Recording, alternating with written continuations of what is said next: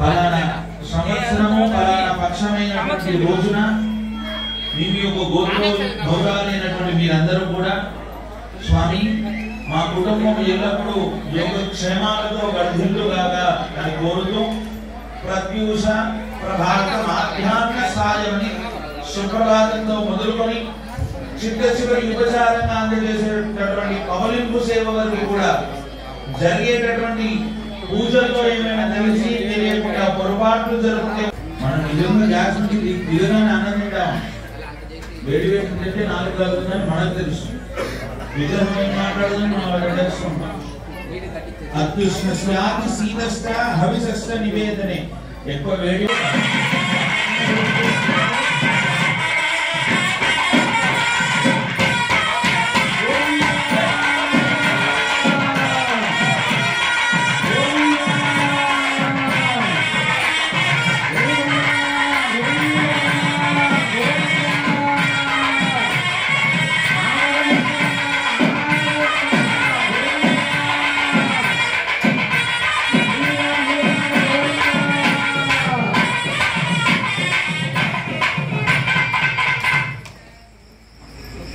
జై శ్రీమన్నారాయణ, జై జై శ్రీమన్నారాయణ. ఇందులో అద్భుతమైన కార్యక్రమాన్ని మనమంతా కూడా సేవిస్తున్నాము. ఈ పుష్పవర్షము సాధారణమైనటువంటి వ్యక్తుల పైన కుదరదండి, రాజుల పైన కురిపిస్తారు. ఏదైనా గొప్ప ప్రపంచాన్ని ఎక్కువ స్థాయిలోకి తీసుకెళ్ళేటువంటి ఘనత ఎవరిలో వారిని పూజిస్తారు. లేదు అంటే ఆచార్యులుగా ఉండేటువంటి యతిరాజులకి పుష్పాంత వర్షాన్ని సమర్పిస్తారు. అలా మన ఆలయంలో వేయించేసినటువంటి కలియుగ ప్రత్యక్ష దైవముగా మనందరికీ తన దివ్య దర్శనాన్ని అనుగ్రహిస్తున్నటువంటి శ్రీ లక్ష్మీ గోదా సమేత శ్రీ వెంకటేశ్వర స్వామి వారికి శ్రీమాన్ లక్ష్మీనారాయణ దంపతులు ఈ పుష్పాలన్నీ కూడా కైంకర్యం చేసి ఉన్నారు. స్వామికి ఎంతో అందమైన కార్యక్రమము. వారు ఈనాడు స్వామి యొక్క అనుగ్రహం చేత వారు ఈ పుష్పాలని కూడా తీసుకొని వచ్చి ఉన్నారు. ఆ దంపతులకి ఆ వెంకటేశ్వర స్వామి వారి యొక్క దివ్య అనుగ్రహం చేకూరాలి అని ప్రార్థన చేస్తూ పుష్పయాగాన్ని అక్కడ సేవిస్తూ ఉన్నాం. మనంతా కూడా ఆ పుష్పయాగంలో స్వామి ఆరాధనతోటి చేసినటువంటి అనేక పుష్పాలని స్వామి యొక్క పాదాల చెంత చేరుస్తూ ఉన్నారు. అటువంటి పుష్పాలు ఒకటా రెండా మూడా ఎన్నో రకమైనటువంటి పుష్పాలు సుమారు 27 రకాల పుష్పాలను తీసుకొని వచ్చి ఉన్నారు ఆ దంపతులు. వారికి ఆ వెంకటేశ్వర స్వామి వారి యొక్క దివ్య అనుగ్రహం చేత ఇలాంటి కార్యక్రమాలు ఇక్కడే కాకుండా ఇలా ఎన్ని చోట్ల అయితే వారు చేయగలుగుతారో అటువంటి శక్తి భగవంతుడు వారికి ఇవ్వాలని మనసారా ప్రార్థన చేస్తున్నాము స్వామి సన్నిధిలో. ఈ కార్యక్రమం తర్వాత మనకి సప్తావరణ కార్యక్రమానికి స్వామి ఉదయము సాయంకాలపు ఎలాగైతే వాహనోత్సవాలను స్వీకరిస్తూ వచ్చాడు ఇన్ని రోజుల పాటుగా.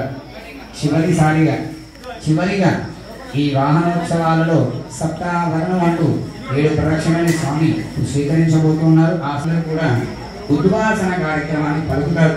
ఆ సమయంలో ఆ కార్యక్రమం అయిన తర్వాత మనకి మహాకుంభము ఏదైతే 5 రోజులుగా ఒకే స్థలంలో ఉండి గర్భాలయంలో వెంకటేశ్వర స్వామి ఎలాగేమని దర్శనం ఇస్తున్నారో అలాంటి వెంకటేశ్వరుడిగా ఆ స్వామి యొక్క శక్తిని ఒక కలశంలో దాచి ఆ కలశాన్ని 5 రోజుల పాటుగా ఉదయము సాయంకాలపు వేళలో అగ్ని ఆరాధనతోటి స్వామికి అనేకమైనటువంటి ఉపచారాలు స్వీకరిస్తూ అందులో ఒక మహత్తరమైన శక్తిని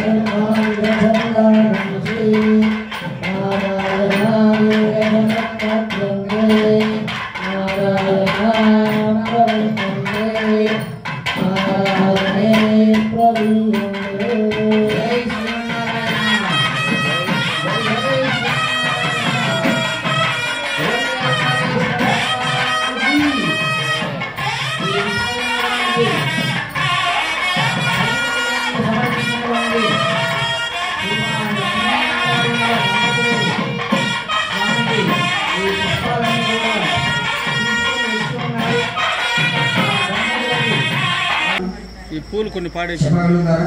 20 సంవత్సరాలు కొంతమంది, లేదా వాళ్ళ అదృష్టం అంటే 30 సంవత్సరాలు. సరే, ఇంకొక సందేశం చెప్పాలి. నాకు వచ్చిన కష్టాలు ఎవరికి లేవు స్వామి అనుకుంటారు. మనకు వచ్చినటువంటి కష్ట సుఖాలు పూర్వజన్మను అనుసరిస్తూ ఉంటాయి. ఈ జన్మ మనకి రావాలని మనం కోరుకోలేదు. భగవంతుడు